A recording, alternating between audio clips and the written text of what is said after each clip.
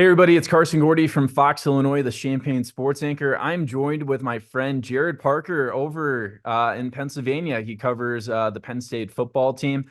I'm just going to get right into it. A lot of Illinois fans, they were excited after beating Nebraska, and then they look at the point spread a couple days later, and they're 18-point underdogs to Penn State. I mean, Vegas is kind of saying this is outside the margin of error. They're expecting a big Penn State victory. What was your reaction when you saw that big point spread?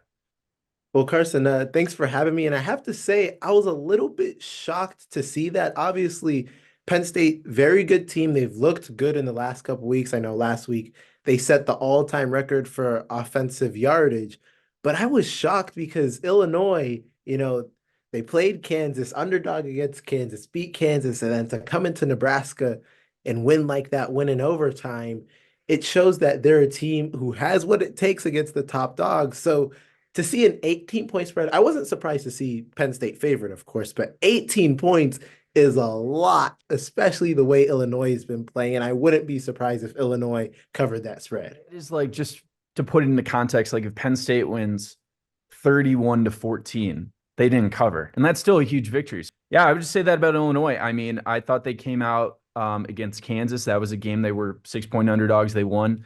Nebraska last week was a crazy environment. That was Nebraska's 400th consecutive sellout. And Illinois did trade blow for blow. Like we've seen throughout Brett Bielema's tenure, especially during these road games, like he doesn't really lose by double digits often. The game I think about a lot was 2022. Illinois was on a bad 2-game losing streak. They go into Ann Arbor to play Michigan on their senior day. Michigan's undefeated. They're 17-point favorites. And Illinois lost on a last-second field goal. So I don't think Illinois is going to be intimidated by Penn State in this environment. But I will say the Nittany Lions have a really good football team. I mean, it does seem like Drew Aller has taken the next step as a quarterback. I know you guys got a couple good wide receivers now. Your running game is really good. So, what have you just kind of seen from this offense? Because, Penn State got a new offensive coordinator this year, and it Right. seems like it's working so far. Definitely under Andy Kotelnicki, the offense has changed. What I've noticed most is obviously like between Nick Singleton and Katron Allen, their freshman year last year, they've always been guys that are going to develop and produce at a high level. That's not surprising to me. But what really is impressive is how they've been able to just distribute the ball to so many different guys. Like in week one, it was Harrison Wallace. In week two, it was Tyler Warren. And then again last week, Tyler Warren having a big day. Omari Evans at the wideout spot. He's made some really big plays. And even last week, Julian Fleming getting his first big touch after transferring from Ohio State. So I've noticed a lot more balance within this team. It seemed like last year, and this is something James Franklin talks about a lot. He doesn't want defenses to be able to game plan for one or two guys, which seemed like teams were able to do that last year. Now it's like last week they had 8 different touchdown scorers. You got a game plan for a lot of teams. And for Illinois, you come into this saying, I feel like Penn State has given Illinois a lot of different looks where you can't necessarily rule out anyone, even at the quarterback position. Bo Prabula, who's technically the backup, he's come in and played a lot of, game time competitive ball when the score is close. So even at the quarterback position, you can't game plan just for one guy. And Prabula was thought more of a runner last year, but he's thrown the ball a bit more this year. So you also have to worry about that. The only thing I am worried about with Penn State is with them opening up the offense more. We've seen Aller take some more risks. We've seen Prabula take some more risks. And that Illinois secondary is on point. They know how to hurt you when you make a mistake. That's been a huge improvement for Illinois because last year's defense, the big red flag was the secondary. I mean, they were giving up 300 passing yards a game. The interceptions really went down. I mean, Miles Scott, Xavier Scott. I mean, these guys are ball hawks. I mean, so far, I would say, especially late in the game against Nebraska, I mean, Dylan Raiola finally looked like a freshman. I would just say with Illinois, I think not as big of a question mark, but, coming into this year, they lost 2 NFL defensive linemen. And, they gave up a lot of rushing yards to Kansas. Nebraska, they played a lot better. They stopped that running game, but it does seem like Penn State is another Early, beast. but it's always been their identity. They're gonna live by establishing the run and they're gonna die by it. And I'd be shocked if they didn't attempt to do that against Illinois Saturday. And I know you guys got a new defensive coordinator. For people in the Big Ten, everybody knows about Tom Allen. He's the former Indiana head coach. He used to have some pretty funny statements. It didn't work out as a head coach in Indiana. Like almost everybody that coaches at Indiana, they eventually get fired.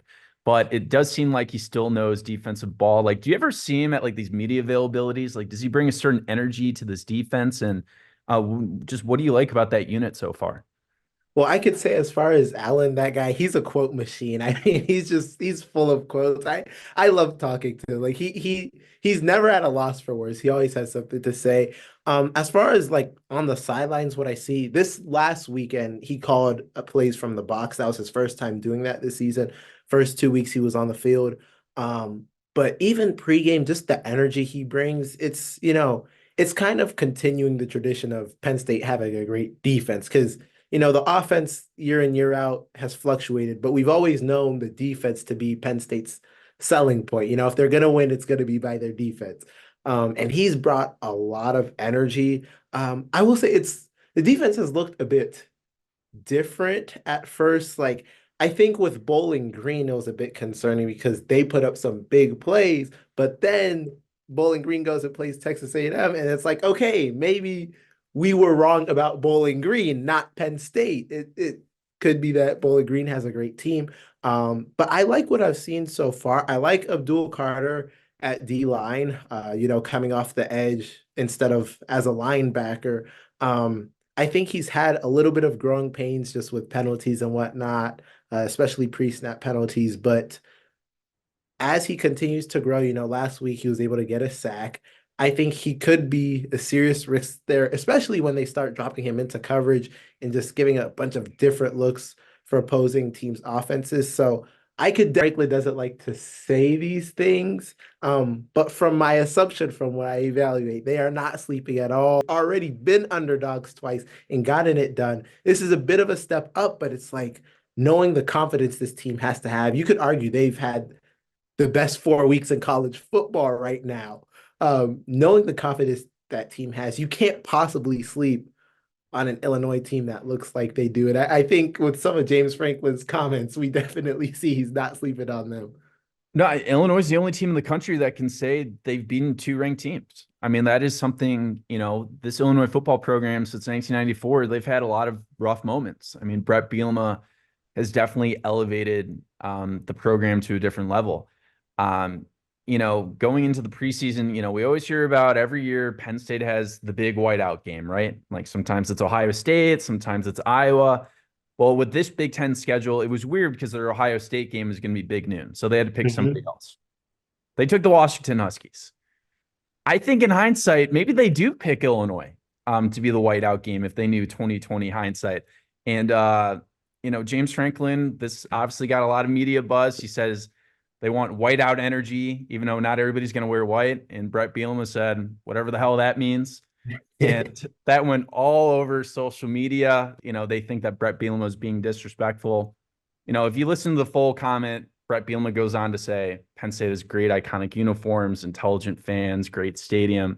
But of course, that 5-second clip got taken. Just overall, do you think Penn State fans, is that true bulletin material? Is that going to motivate the team, or do you think that comment's going to be brushed aside? I do think it'll be some bulletin board material because what we've heard from James Franklin, he doesn't show them everything, but he has confirmed to us that that is a practice they do participate in. So I definitely do think, and what one thing he said about that too is he'll have the TVs going, he'll have the newspapers going, but he doesn't show everything. And he had this conversation with their star safety, KJ Winston. And Winston asked, he's like, how come you show us this, but you don't want us on social media? And Franklin said it's because he can control what they see. So I'd almost, not be surprised that, okay, he might be controlling what they see and take this clip and show them, what Billy was said to give them some bulletin board material. I'm not sure that that's exactly what he's doing, but I do know it's a practice among the Nittany Lions. It's regardless. I think it's gonna be a crazy crowd. I mean, it's a night game, ranked Absolutely. versus ranked. Like, do you think it's gonna be like checkered? Do you think some people are gonna wear white shirts or some people are gonna wear blue? Like, what are you kind of thinking? I'm going to take an early guess and say 80% white. That's what I'm gonna say. Because I mean, the fans, they love a whiteout. So giving them an excuse to have, a second pre-whiteout, which this game actually, who knows, could be more intense than the actual whiteout come November against Washington. I think we're gonna get a good amount of white in there. And it's definitely gonna be whiteout energy. Anytime you can get a ranked primetime opponent at your home stadium, fans are going to be, bouncing all night. So I think 80% white is going to be my preliminary prediction. And obviously, Penn State, over the past 10 years has been a great program. They would have been in the playoff a lot if this 12 team has been around in the Yeah. past. But it does seem like a game against Illinois. Penn State's got to win this if they want to be comfortably in the 12 team playoff. There's the fans aren't taking any excuses now. Before, with four-team playoffs, it was you had to win your conference to be in. And even with FSU, that's not completely all the way true. But now it's like 12 teams. Like you said, the past couple years, 12-team playoff, and Penn State would have been comfortably in.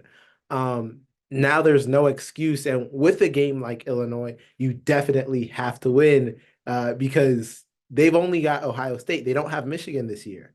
So, if they're a two-loss team, you could argue that there's other better two-loss teams that had a more competitive schedule. Obviously, a lot has to unfold. That Washington game, for example, we have to see how that is. We don't know where USC will end, but I don't think fans are going to be happy with any loss, but definitely anything outside of Ohio State is going to be looked at as a pretty big failure. Can you talk about Illinois' mentality to be able to go in as underdogs twice already this season, go into Nebraska, like we said earlier, very tough environment to play in, and have success in a tough environment like that? Illinois this year, I mean, every player, they're like a robot. You try to ask them about a couple weeks down the road, you try to ask them about the rankings. They say, nope, we take it one play at a time, doesn't matter. So I think that's been encouraging for Illinois fans is that they're focused on the mission and they are talented. And if you look at Brett Bielema over the past 4 years, they don't lose a lot of big blowouts. Like they're not losing 31-0. They're not losing 24-0. Illinois played a lot of close one possession games.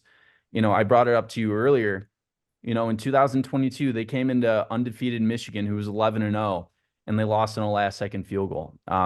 Hate to tell Penn State fans this, but in 2021, Illinois was a 28-point underdog. They came in and shocked Penn State in that crazy 9 overtime game. So Yeah. I don't think Illinois is going to be intimidated. I think if Penn State wins, it's maybe just because they have more 4 stars and they're just a very good football program. But I would not expect Illinois to just roll over on Saturday. All right. Thank you, Carson. Thanks for watching. Stick around by subscribing today and don't miss a single video.